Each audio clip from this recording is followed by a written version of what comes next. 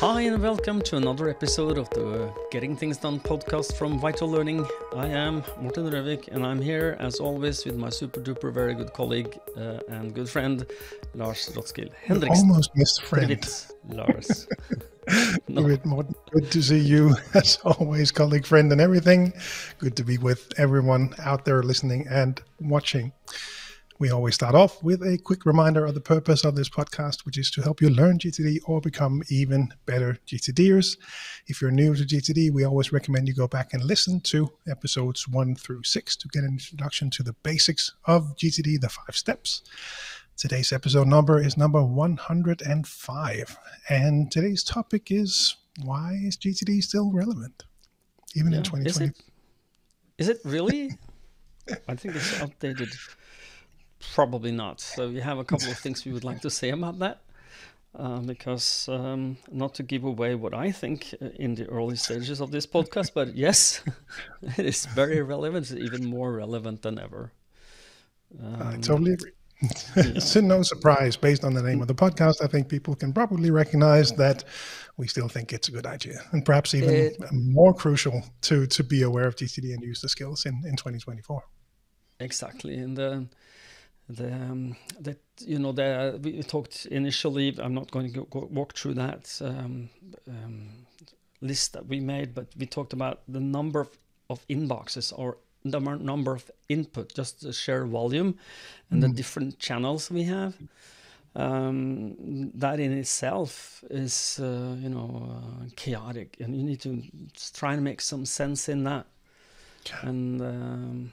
And the sheer volume of potentially important information that, life is, hosting your face down with every day. How do you make sense of that? Make sure that you make the right decisions on what you should focus on. So, yes. Where would you like to start, Lars? Well, I think this a good place to start was just to recap. Long-time listeners will probably perhaps remember the different stories on how we came across GTD, but I thought it might be a good place to start just to give a bit of context as to when we talk about, so what do we think of the GTD in 2024 and where are we coming from? So I thought that might be a good place for us to start, just to how did we actually come across GTD back then? Not to give the full story, I'm sure we've done that in a previous episode, but just to lead into the topic of the day. Yeah. Should I go first or? Yeah, go right ahead. Well, I met Getting Things Done back in 2006. I just got a new role in a new company. I got hired as the managing director of an IT consultancy here in Norway. And it was like Morten does things he doesn't know how to do, and a lot of more complex projects than ever, and technology I didn't know how it worked, and I had to understand everything to lead the other people in this company. And I had been hired because people found me to be structured. Or the founder of the company found me to be that, and he says, "Oh, why don't you come and teach us, how we can be more structured? Help me structure the company." And then when I started, it was like, I understand I have a system, but it's not a perfect one. It's not good enough, because things slipped for me back in the day. I forgot things, and my system had cracks, and I'm not going to go into detail on how it looked, but it wasn't a good one. But I understood that structure helped me. So when I were able to be a little bit more structured, it helped me to be more present and to be more stress-free. And when I then suddenly bumped into Getting Things Done in a podcast called This Week in Tech, a guy called Merlin Mann talked about OmniFocus and getting things done. My ears picked up, and I decided to buy the audiobook because I'm an audiobook person. So I listened to it, and that was the start of everything. And after that, there was no going back. And it leads us to you and I. You and I are here in this format. So. Anything else I should mention, Lars? No, I think that yeah, that's the story I seem to remember as well. Hmm.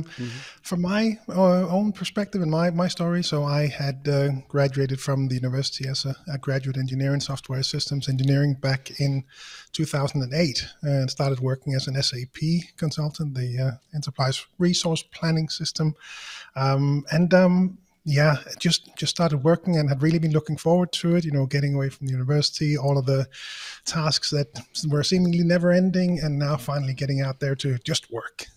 Go to work from 9 to 5, and just here's a set of tasks, get them done, and then you can go home for the day, and everything seems so much easier when you were still studying. Things look so much better at the other side, and that was not the case, as so many people since have also experienced. Getting out there, trying to staying on top of your inbox, staying on top of meeting notes, prioritizing your tasks, getting ready, and getting things done before the deadline arrives, things like that. And I really struggled also to get everything out of my head and actually be present. I would leave the office as anyone else, but I would, keep thinking about the different challenges and problems that we had, that we still needed to solve for the different clients.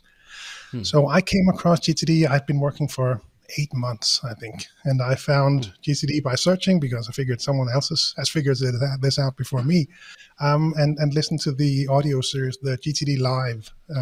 The disc set back then, I think, was the way to get it. 8, 9 discs, and listening through those. But that was a really good one. I don't know if you've It was. reflected on It really on was. that. Yeah. And David on stage, and just all the good jokes and everything, and I think we spoke about this before, that these are actually available now in the official GTD podcast feed, that you can go back and listen. But I just listening through those, and just starting off by becoming better at writing things down, really trying to keep everything in my head, just starting to write things down, made a big difference for me. So I read through the book, got a hang of it, and I think one of the things that it leads us back to today's topic is that I really struggled with email back then. And that was really, much of it was really just that single inbox. And I thought that was a challenge. I thought that I got a lot of emails. I thought that was a big challenge. And, a lot of things has changed since. And that's part of the reason why we're here talking about why GTD is still relevant in 2024. Exactly.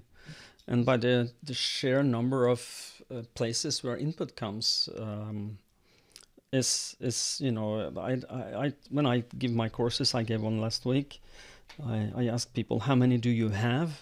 And what was, I think the minimum was 6, and somebody ended up in, I think, 12 or 13 different places where relevant, important information that they can't slip is where they arrive. Like before, you had, as you said, maybe you had an SMS, maybe you had a missed call, and maybe email, which is still relevant. But in addition, you might have WhatsApp or Messenger or Signal or Telegram or LinkedIn and Twitter and if you have people in your children in sports, we have some specific apps that's originating from Norway but it's worldwide now. It's called Spond, and then suddenly you have a lot of input. And how would you recommend somebody relating to that, and what would be your well, I know the answer, but I'm playing the ball to you. What would you recommend people do when they just find themselves having 6, 7 different places or more? Yeah, and I think, just following up on that, we did in the former version of the GTD seminar, we would have a list where people could check off. So how many places does stuff show up that you might need to deal with? And you're probably focusing on the ones that people would deem important or where critical stuff shows up. I would often find that some people would say, well, if I make the full list, 15 is not a strange number. 20 might be between 15 and 20 was often the case. I think then the biggest one in some of my seminars, a lady that worked in social media, she had 33 inboxes, right? And I had this discussion with people so many times over the years, when delivering GTD speeches, for example, where people would say, things are so much better now because we have these different inboxes. We have these highly specialized tools where all the stuff goes into, much better than email. And, from some perspectives, yes, that will certainly be a help. And we have these specialized locations for different important information. But again, if you don't then put all that in a trusted system that you yourself can then work with, then we have a problem, because that is really a challenge. So I'm going to sit down and work, and I'm going to look in 13 different inboxes to figure out what I'm going to do. That's just not going to work. So it's it's been a challenge, and that's really one of the big challenges now is the amount of inboxes that just show up in people's working lives. So what I would recommend someone to do if you find yourself having a lot of inboxes, is that just first and foremost decide which one is the most important ones for you to maintain your social life and maintaining a job, or continue working somewhere, and then identify them and give them high priority when you clarify and organize them. In getting things done, the second step is called clarify is the second step, where you clarify all your inboxes. And then I suggest that if you haven't done this already, or if you're GTD, you're learning GTD, to identify those and make a short list so that you can then check them off as I have done this. So that we say that in clarify, you should clarify all your ins every 24 to 48 hours. So every day or every second day. I would recommend every day, but if you can't, sometimes life happens. But to clarify them, and then make sure that you're clarifying the most important ones. And then the second strategy would be to then, for whatever you have rest in places where potential relevant and important information flows to you, is to set aside either funnel, like say if you have two different emails, funnel them into one, or copy them or forward them into one so that you have one system at the end, or copy and paste it into your system. So if you have an SMS, you want to put that into your system, copy that and put it into your list manager. Copy it in, and then deal with it from there. And then what I found is beneficial for my coaching clients, I don't know if you've found that, but if you have a lot of inboxes that you really need to check, but it's not urgent, like 24 to 48 hours, you can do them every 3 days or once a week, where you have a checklist where you walk through them as maybe part of your the day before your weekly review, for instance. You do a clarify, where you clarify all the other inboxes. So I found some people find that beneficial. So if it's not urgent that you reply or get back to people there, maybe not necessary to do it every day or every 48 hours. So any comments on that, Lars? Do you have something to add? Yeah, no, I think this builds on what we spoke about last time with having these daily GTD checklists. That list of inboxes for me to go through, that is just so helpful. And I really enjoy checking them off every day. It's so simple to uncheck them, and then I look at my physical inbox, it's empty. Hey, check mark, already done, right? So that was the case this morning. And nice and easy. The memos app, all cleared out. No, I think there was one in there, and now it's done. It's so nice to really just walk through these. But the challenge, of course, is that these exist, and every 24 to 48 hours. That's the standard recommendation. Some will be quicker, some will be less urgent, like you say. So my mailbox at home, I check that once a week probably, because nothing critical urgent shows up there. So I'll just at random times when I think, oh, now it's time, or I can get the boys to do it, just to give them some activities as we walk home. Then that's how we proceed with them.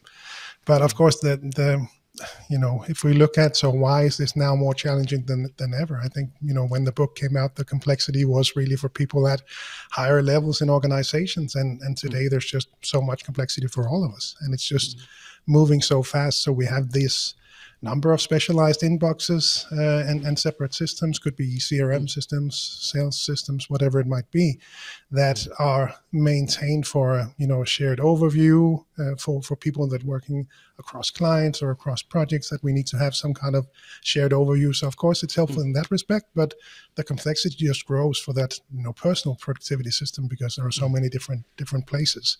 So I think one being the number of inboxes, and the other one being the higher volume in each of these inboxes. For example, email can still be really a big challenge, especially in cultures where people have this itch to just CC everyone every time they send an email, and people don't take people off that CC list, so it just grows and grows and grows. And we're fortunate if we're we're a small company in the Nordics, so we're not impacted by that as much as I know many coaching clients are.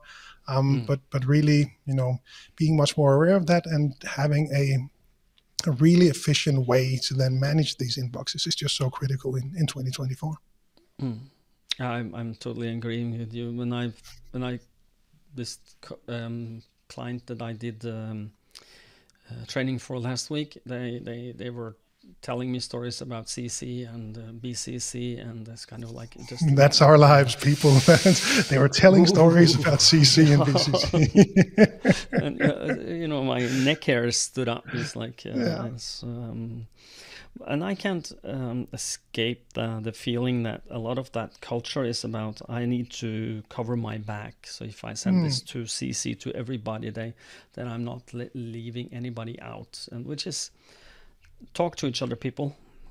Discuss this internally in your company or your department. How are we going to relate to this? Absolutely, make it really clear. I'm always reminded by an IT project that I worked on. Yeah, that must be about 10 years ago now, where I was a project manager on part of a big IT project, and I would encourage people to put me CC, because I had my GTD system up and running, and I would love to just stay on top of things, so I knew what was going on. Then I stopped and someone else took over my role, and he had a completely different approach. He said, if you CC me, that is an escalation. So that means that I need to be aware of it, and we will bring that up in meetings with different stakeholders and everything. So it's very different. And, each of those can be correct. It really depends on how you want to structure that. So like you said, make some clear standards for this communication. Yeah, and just to be in agreement with what we are in agreement of, because if you're not making agreements about how you're going to relate to this, everybody's going to use their own standards. It's going to be a mishmash. So I don't really care how you solve that, but just make it uniform and try and make it company culture. That this is how our company policy. This is how we are. In my book, CC email for me is for my information. I don't have to read it. It's no actions for me. It's just for my information. But somebody have different, ways of doing that. But just agree upon what you want to agree upon, and then write it down and make it policy. But I just had a meeting with a potential new client last week. I met with them, and they had an Outlook seminar, I would say, internally, where someone had taught them some different tips and tricks. It certainly sound like someone had read the GTD book as well, and there's some of them were very GTD related.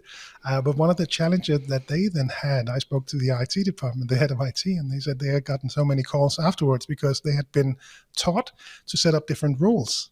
They had not understood the different impacts of them, and now they were missing emails. And one of the things was that she had told them to set up CC emails, let them move to this folder. But people hadn't really understood what was happening, and now people were getting calls saying, "Hey, well, why aren't you reacting to this?" Well, it's in that folder. I didn't know there were any emails in there, right? So certainly it can be helpful if you had these standards set up. Then you can set up these rules. But be aware, and as we always say, you got to understand the process as well.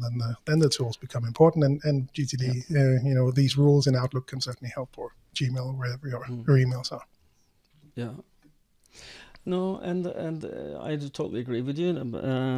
I haven't heard that before. That because I teach people how to do the CC sometimes when I do a seminar, and just create a folder where your CC emails come in, and they are just skipping the inbox, and you will have a growing number of unread emails in that folder, which then should be on a checklist for read through FYI emails on CC. So this is not lost for you. So I haven't heard that from in the wild before. So but, no, it was very much of a challenge. They were a fairly small IT team supporting a pretty big company. It was pretty impressive, the volume of people, the number of people they could support across all the different tools and apps that they were using. But that one had sort of stood out to them that, maybe we should have approached this differently. And that's where GTD came into play.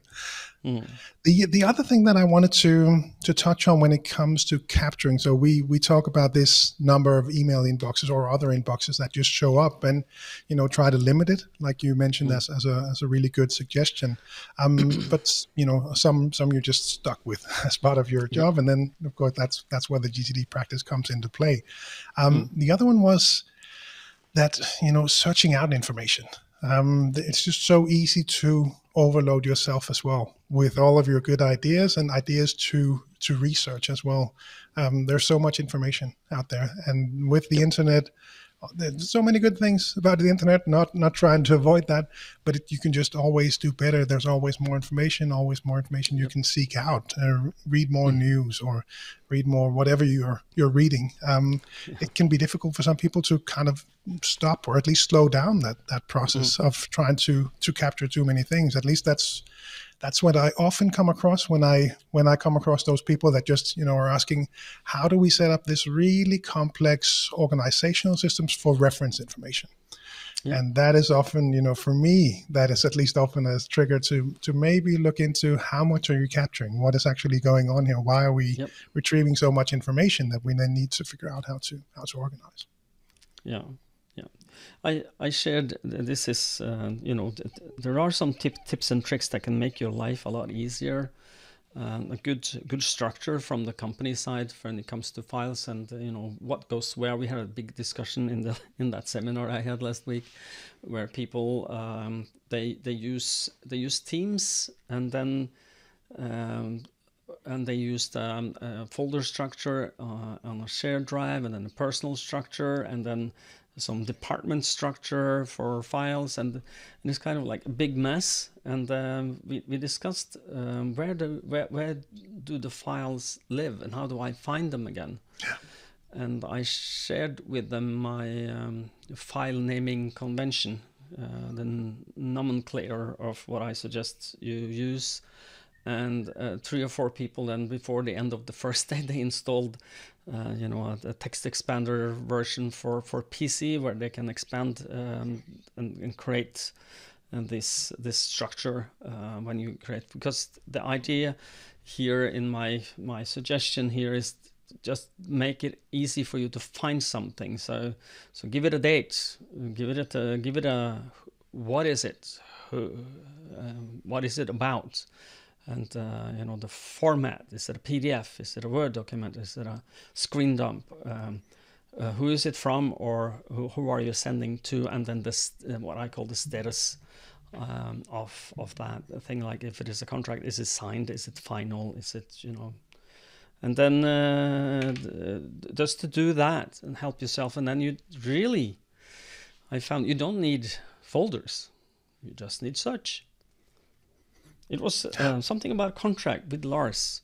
Okay, think all contract with Lars, or something that has to do with I sent a screen dump to Lars regarding OmniFocus sometime last year. So it's 2023 OmniFocus Lars. Boom. Super fast, super easy. Yeah. But that's really required with the amount of information that then shows up. So the amount of information is one thing, the complexity of the information is one thing, and then how quickly things change. And that also really sets requirements and standards for your system. How quickly do you then need to be able to respond to different things, right? Yeah, indeed. Another thing that I find, I don't know if you are ready to leave reference material Yeah, absolutely, absolutely. Yeah. I think this sort of the way I thought about it was more of a sort of generic overview because, for example, the impact of the volume then impacts how you're then going to clarify and organize, as you already touched on. But you were heading in one direction. Let me go back to that. Yeah. So I just wanted to head on to contexts, and for those of you who are fresh with getting things done, context is the way to group tasks or next actions, as we call them, in getting things done. You group them by where are you going to do them, or what tool or situation do you need to be in. So, for instance, and then a context could be at the office, at my PC, at my accounting software, could be at agenda for Lars. When I'm with Lars, it's Lars is a context. So I can then group them together so it makes sense, so that when I'm doing things that are within that context, I can then just do them, crank widgets, as David would say. And a lot of people then said, well, before, everybody, this is normal. I'm sure you having this, I don't need one for at the office. No, maybe. Except if you are physically need to be at the office to do that, then it shouldn't go in on a PC list or something. So if it's physically something, it's like knock on someone's door, talking to them, empty the trash, water the flowers, clean your desk, install a new monitor on your desk in the office. So you still need office, but a lot of people tell me, and I'm sure you see the same, is that well, I don't need a lot of context. I need just me PC. And then my PC list is growing and growing and growing, and I have too many next actions there. And first, I just want to point out the more or less obvious fact, at least for you and me, is that you should only have one next action per context, per project, as long as they are in parallel. You can have more than one, but then on a different context. Does that make sense? Did I explain it correctly? I think so. I think I know what you mean. Yeah. Okay. Let's hope that everybody understands this, because a lot of people say, well, I know the next 5 actions on this project. Let me just note them down and all in next actions list on PC, for example. And then your brain will look at that list and you will see 5 different things connected to the same project, and you will look at it, and your brain then has to choose which one goes first, and that is not a good way of handling it. It should be just one next action visible on your next actions list in the same context. The reason being is that you shouldn't need to think. You should just choose without thinking a lot. So, but I'm sure you come into the same. What would you answer someone say that, well, my PC list is out of order, is too much on, and I feel overwhelmed. I feel it repels me more than it attracts me. What would you say, Lars? Yeah, that sounds familiar. I actually had this reflection in my own system on Friday last week. So we do these shared weekly reviews with part of the community in Denmark, community.vitallearning.dk. If you're in Denmark, you can join us there. We just hang out for an hour virtually and do the weekly review together, and then just share some reflections at the end.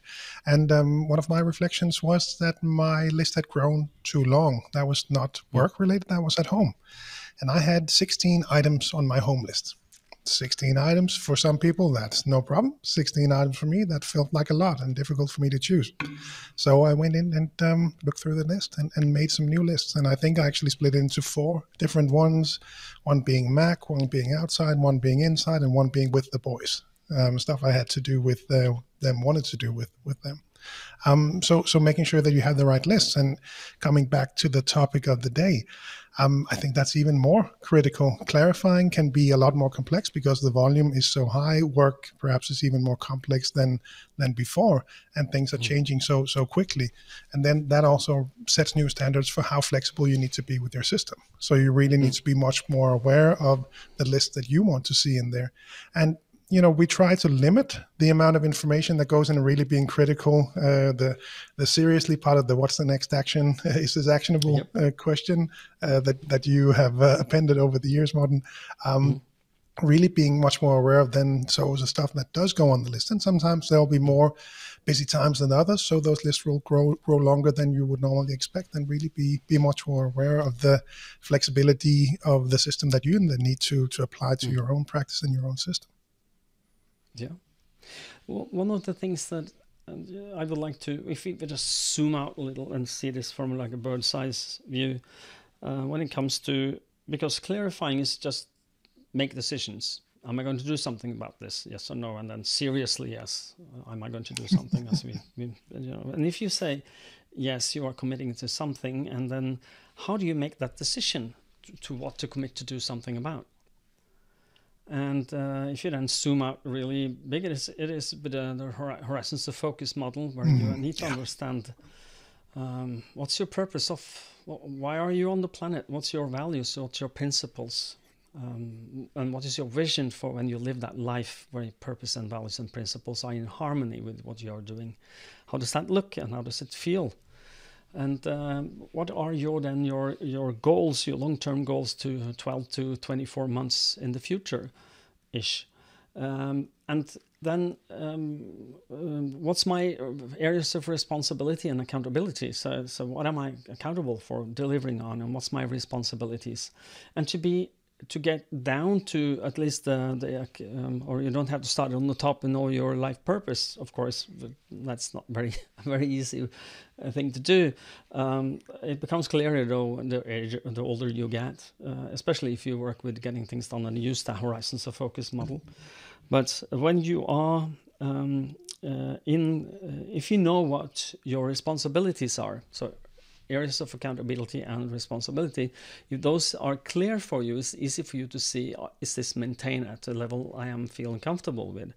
And is this really my responsibility to do something about? And if not, it's not, you should say, no, I'm sorry, this is not my responsibility. My plate is full. I can't say yes. So use that as the first level of defense for whatever you let into your system. And I just want to be clear for everyone who wants to learn getting things done. It is so easy just to say yes to everything, and you end up with too much to do. Even if you get more efficient, you are not more productive. And I will explain a little bit what I mean with that. Is that if you are efficient, you get a lot of things done. But if you're productive, you're doing the right things, and you get a lot of the right things done. And not necessarily all, because that's not possible, but because there's always more to do than there is time, as David would say. And but you have to really it's the way of scaling things down, and then just making sure that you're not committing to something that's not in accordance, at least with your areas of accountability and responsibilities. And then, but still, there can be too much. So what you do then, Lars? That was an easy question. Thanks, Morten. Yeah, I just no, but you you made the transition exactly like I wanted to do, and one of the key things that I did want to make sure that we covered in this episode, which is clarifying is critical and so important, and then also being more aware of your higher horizons, the horizons of focus, especially the areas of focus and accountability, making sure that you have set the right standards for yourself, that you are maintaining things at the right level, that you want to maintain them, and that you're living up to your own standards, that you're not trying to achieve standards that are too high, all things considered. And I think this should be more frequent than yearly, that you're really, reestablishing those standards for yourself for each of these areas of focus and accountability, because things change over the year, and there are so many things that we want to get done, and the way to overwhelm your system and your list is just to maintain way too high standards for yourself in each of the different areas. It could be at home, it could be at work. In both places, it's easy to overwhelm yourself, and that leads back to the amount of information out there that you can just search out at any given time, because your presentation can always be better. That meeting could always be run better. There are so many, there are always ways to make these things better. And it's, since all of that information now is out there, it can be tempting, at least I'm speaking from personal experience here, that it's, I wonder how we could do that differently. How could I tweak it? How can I make that better? And that is just a way to, your to-do list is already never going to get done. So you can really throw way too much stuff at it as well if you don't restrain yourself with having the right standards for each of these. So echoing what you said, that is so critical to be more aware of in 2024 and beyond.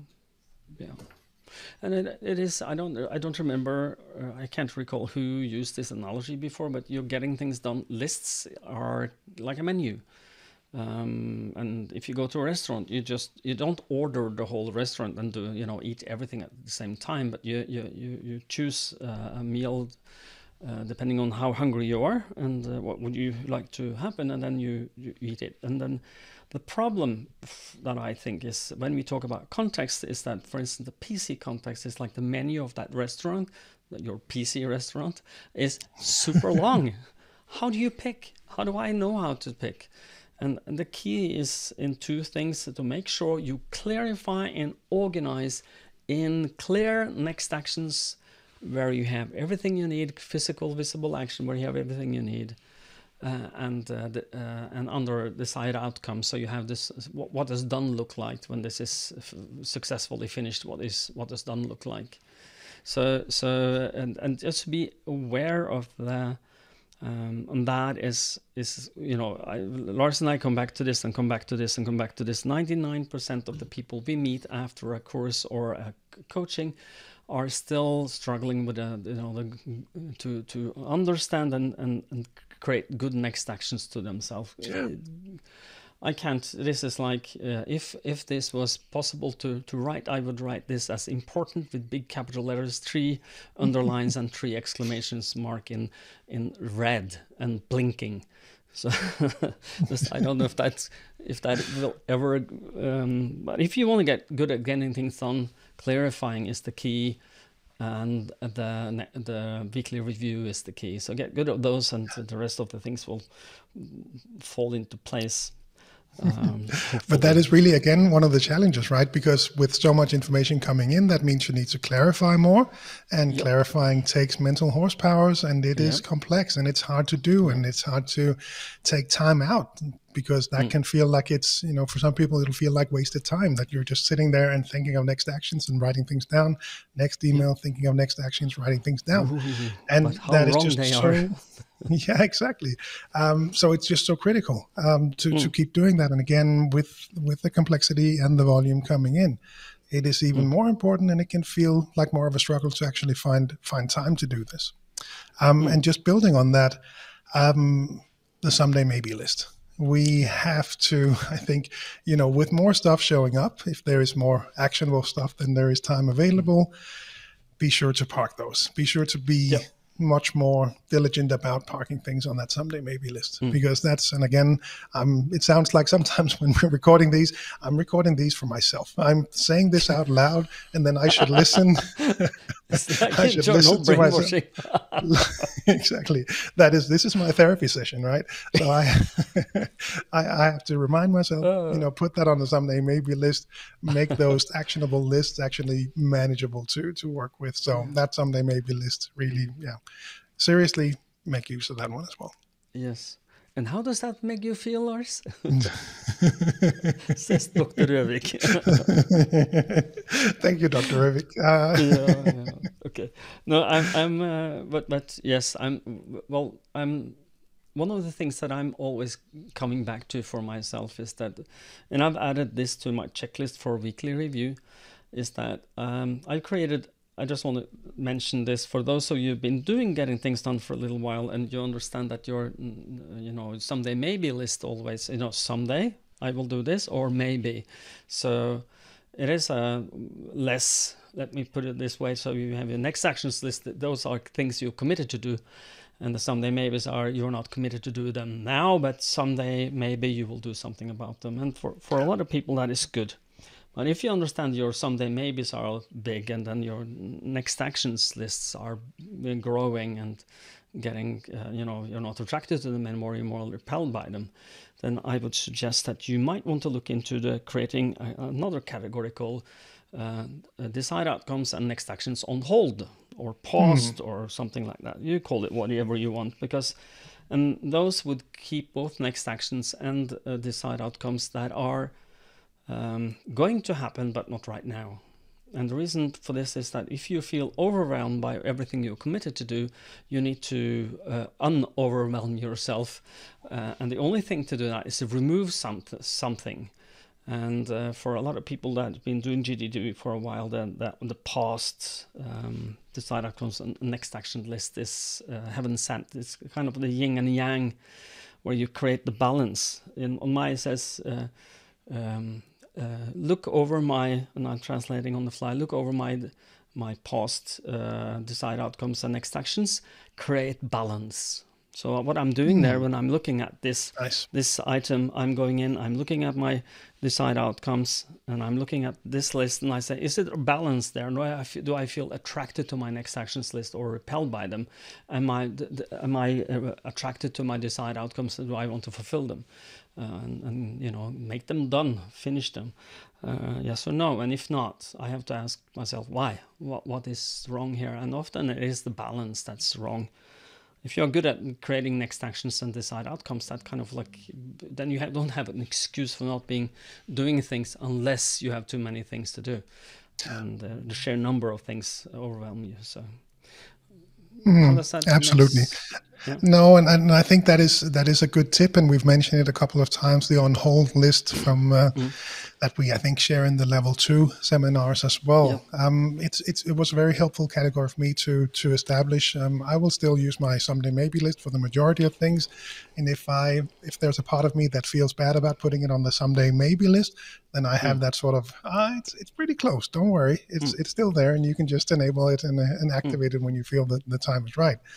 But it was really helpful for me to make sure that I move these things around in my system, because on my list right now I have 10 next actions to do at the office, and all of them are pretty straightforward. So it's just nice, and it's so much more productive in getting them done, and it's so much more productive in feeling good about all the stuff that I'm not doing, that I'm able to park those on those lists.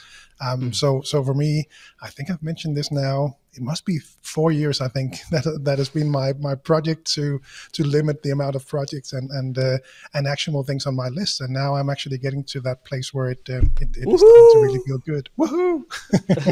The therapy is working. The therapy is working. Yeah. We started this podcast in 2019. That's 4 years ago. So it lines up. It does. I'm happy for you, and I'm also I'm happy for me too, because as we've been talking about this, of course it is a little bit, you learn when you teach people. That's what we tell everyone who wants to become a trainer, by the way, is that you learn getting things done by teaching it to others, and that's what we are doing here. We're trying to teach you listeners and viewers on YouTube what we know, and give this the methodology to you, so that you can get better lives, or at least get in control of what you can get in control of, and try and lower your stress levels. So I just want to come back for a little. You mentioned something that, the reflection, and when people say I don't have time for reflect and decide, and the biggest problem in the modern world for anyone that's like a potential client of ours, they have too much to do. There is too many things that potentially they can do something about, and if you just the thinking fast and slow is a famous book. Read it, Thinking Fast and Slow, by who is it again? I don't. Kahneman. Yeah, nettopp. He's I think it is a Nobel Prize winner in mathematics or something like that, chemistry. Sure. Not at least for Thinking Fast and Slow. He's not an author. That's not his author. He didn't get a Nobel Prize for that in literature. But he is a very noble and fine gentleman. I'm sure. I never met him. But Mr. Kahneman, he tells us very clearly in that book, you need to slow down to speed up. That's, by the way, a quote from David Allen, is that you can't make decisions with your gut all the time.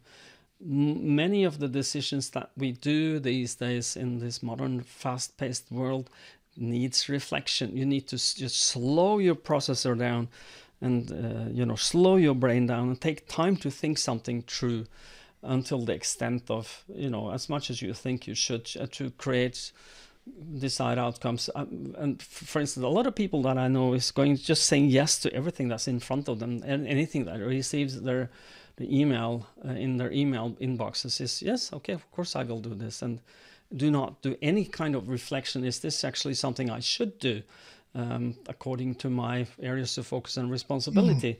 And if you don't do that, then your list will grow. If you're always a yes person, or if you then on the top of that is a time optimist, and forget to time you take it takes the 10 minutes times 3.14. Time it with pi is always a good idea. If you're on top of that, you end up getting too much to do. And without that reflection, that just little step back and say, okay, what is this? Am I going to do something about it? Yes or no? Seriously, am I going to do something about this? Is it so important?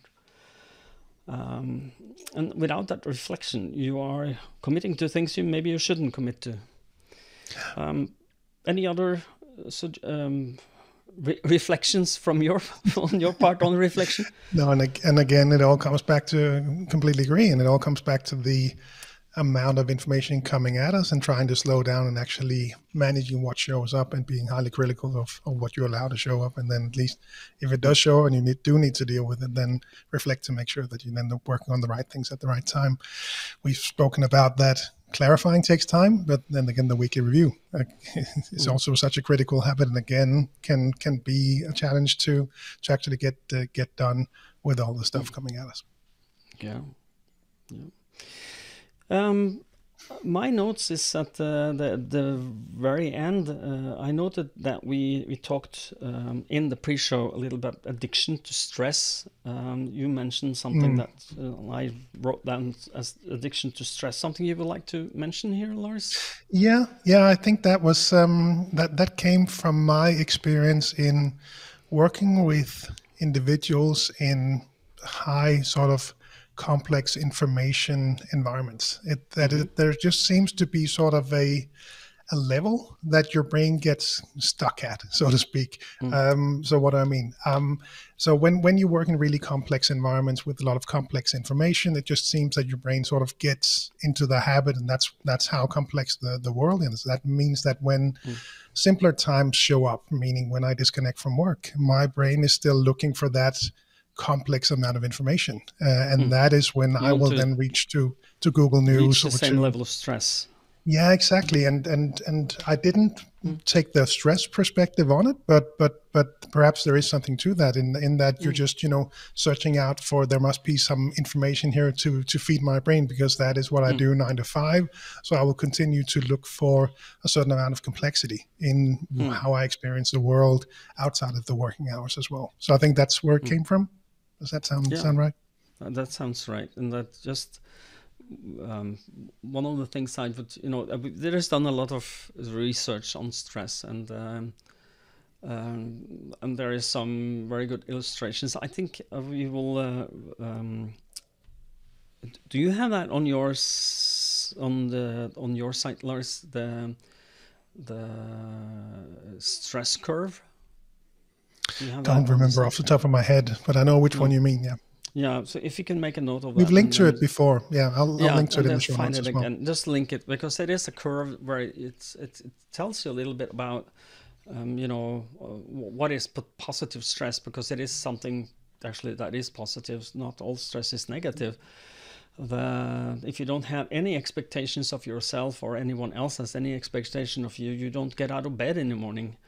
And expectations and commitments are what drives us to achieve something. And if nobody expects anything of you, or you don't expect anything of yourself, you don't have stress. You sleep, or less, and if you do that too much, you will get depressed.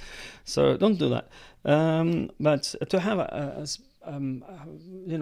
you get up, you get to do something, and then the stress level rises throughout the day, and in the morning maybe you will get more positive stress, because it's like, I used the analogy of the Ferrari, where when you don't know getting things done, you don't know you actually have a Ferrari, which is your brain.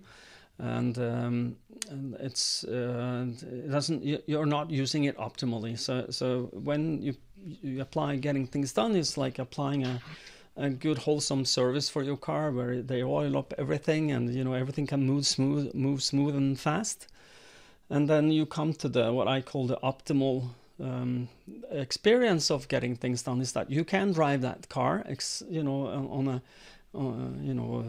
the right level of speed, with the right level of excitement, because you can be excited by being stressed. I'm doing this, and this there's wind in my hair, and it's a little too fast through that curve, but I managed.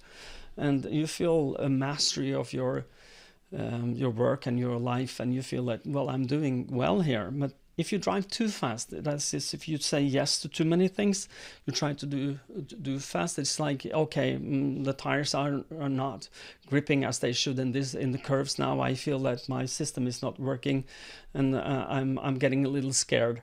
And that emotion is when you have too much stress. If you have too much stress for too long time, you will be burned out. And we have an episode on how you can get there. If you'd like, you can look at that or listen to that. But to have the right amount of stress is not bad. But as Lars says, it can be difficult, even if you are long-term GTDers, just to shut that off. And I don't know if it's because I'm older than you, Lars. So I'm at the age where, well, okay, when I finish my work, I don't have to think about it. It's not like, but I understand. I read emails, or not emails, but I read news with the same intensity as I do my work. So I just want to follow the world, and maybe I also have some part of me going, I need a little. Maybe I'm also addicted a little to stress. Okay, it's confession time here now. I'm on your couch now, Lars. Yeah, exactly. Welcome to Dr. Lars. Yeah. No, but it is, you, the listener who's been listening to this, you understand. Lars and I are not perfect. We are not.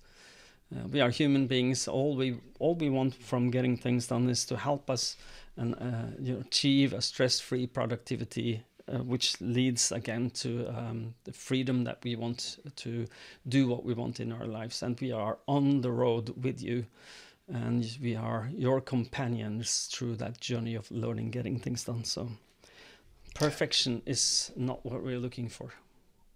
Exactly. Yeah. What do you think? Are we at the end of this episode? I think so. I think the sun is, it looks like the sun is setting on your end. So that's perfect, perfect timing as well. No, part of the reason why I also was hoping we could do this episode today was that there was, that's a nice view. For those of you not on YouTube now, you have to go and check out Morten's or my channel to see the view outside Morten's window. No, part of the reason why I wanted to do this episode was that, I think I mentioned it last time, but the last 6 months, I've seen more people on sick leave with stress than I have since I started with GTD.